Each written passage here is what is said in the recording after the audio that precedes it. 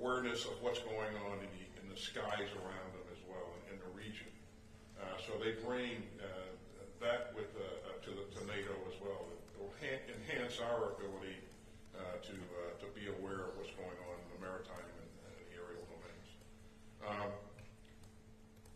You asked about increasing activity with Sweden. Well, we've done that already. We've increased the number of exercises and ship visits and a number of other things with Sweden. And so, I think we've continued to make progress and increased our opportunities to work towards greater interoperability. So, I think very encouraging. Now, you mentioned my interaction with my Turkish colleague. He's a brand new minister, recently installed. So my purpose in meeting him today was to just an introductory meeting, just to congratulate him on being installed as Minister of Defense.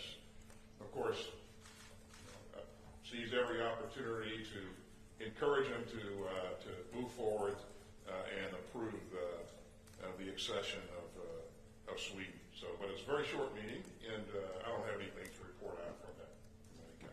Thank you, sir. Next question go to Politico EU. Lily. Thank you very much. I have two brief questions. The first is, what is your message to allies who still haven't made concrete plans on how to reach the 2% defense investment target, in particular Canada and Luxembourg? And my second question would be, there are reports that the U.S. is now in favor of waiving the membership action plan for Ukraine. Do you think that such a move would be sufficient to meet the expectations of all allies, including those allies who want a clearer path toward membership for Ukraine at the Vilnius summit? Thank you.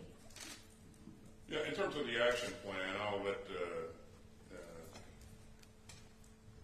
Secretary General speak specifically about that, but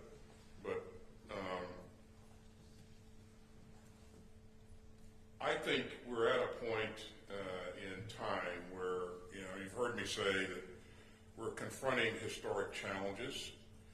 And so what we've learned over the last many months as we've watched this unprovoked and illegal invasion of Russia into Ukraine, what we've learned is that, countries have to invest in their defense. And I think we know that already, and most everybody knows that already, but it became real as we saw this unfold.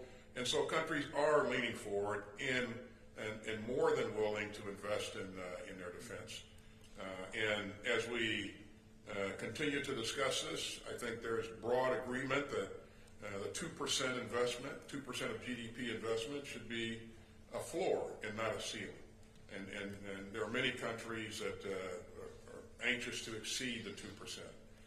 And there are many countries that are on the glide path to get there in a reasonable amount of time. In terms of the specific countries that have not yet made it there, I would defer to them to talk about their plan to get there. But I see broad agreement that this is a goal highly worth pursuing. So we'll continue to encourage our allies to meet that goal, because it's really, really important. We have to continue to invest in weapons and munitions and replace the weapons and munitions that we've provided to Ukraine in many cases. And it's going to take increased investment to make sure that we are where we need to be across the board with NATO. We also have to standardize munitions. We've learned a lot there as well. And so our armaments directors are working together to make sure that, where possible, we're engaging in joint procurement activities, and so a number of things that are really good things have transpired as a result of our efforts here, but a lot of that's taken place under the auspices of the UDCG. Let's go to Ellie, CBS News. Thank you for doing this. As you know, Secretary Blinken is traveling to Beijing this weekend, and one of his stated goals is to improve military communications. How would you describe the current mill-to-mill communications with China? And have you reached out for a meeting with your counterpart since Singapore? Thank you. Well, thanks, Ellie. As you know, I have made an effort prior to going to Singapore and while at Singapore to engage my counterpart, and I'm confident that over time that's going to happen. We're going to meet at some point in time, but we're not there yet. Not because we didn't try, and that we won't continue to try. As you know, I was in Singapore a week and a half ago. I've been on the road quite a bit, and so I've not reached out since. But again, the door is open, and my phone line is open, and so they can pick up the phone and call at any time, and we'll continue to work to make sure that we have open lines of communication. Ellie, you've heard me say a number of times that I think it's important that countries with significant military capacity and capabilities have the means to talk to each other, so that we can manage potential crises and make sure that things aren't allowed to unnecessarily spiral out of control.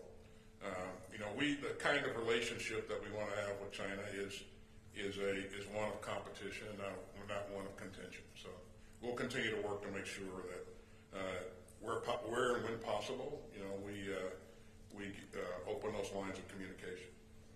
We have time for one more question. Let's go to Elena from Sespelnet, Ukraine. Olena Politova, Ukrainian Public Television. Secretary Austin, thank you very much.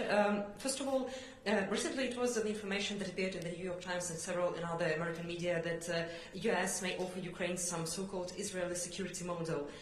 Can you explain in more detail what exactly does it mean, and do you think it is a viable idea and it will be available for Ukraine as some kind of security guarantees, although I guess you know that it's not the same security guarantees as the Ukrainian side would like to receive? Thanks, Elena. I won't speak to any type of security arrangement at this point in time. What I've been focused on, what I remain focused on, is making sure that we're providing Ukraine the security assistance that it needs to be successful in this fight, Elena. And it's really important that we and our partners that are fighting the fight remain focused on this. We'll have a bilateral relationship with Ukraine going forward, as you would imagine. The people who will hammer out those kinds of arrangements are talking to each other. But again, my focus remains on making sure we get the right kinds of security assistance to Ukraine so they can be successful. And I think this is a really critical time point in time on the battlefield. So, but thanks for the question. Thank you, Mr. Secretary. Ladies and gentlemen, that's all the time we have for today. Thank you.